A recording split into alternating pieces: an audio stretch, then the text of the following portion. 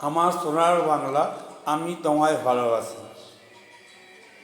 এই গানটা গাওয়ার জন্য আসামের মুখ্যমন্ত্রী হেমন্ত শইকিয়া আমাদের ভারতীয় জাতীয় কংগ্রেসের একজন কর্মীকে গ্রেপ্তার করেছেন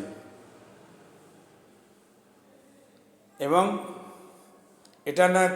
এই গানটা নাকি দেশদ্রোহিতার গান। এই গান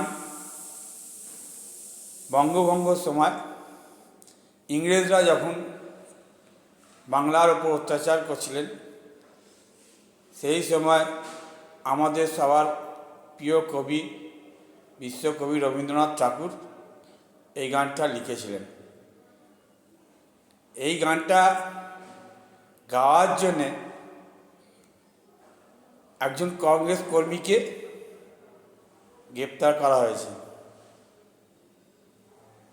তাই আমি একজন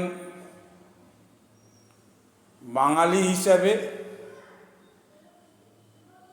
তীব্র প্রতিবাদ জানাচ্ছি এবং আসামের মুখ্যমন্ত্রীকে ধিক্কার জানাচ্ছি এবং ওই কর্মীকে যেন অবিলম্বে মুক্তি দেওয়া হয় এই দাবি জানাচ্ছি। ধন্যবাদ।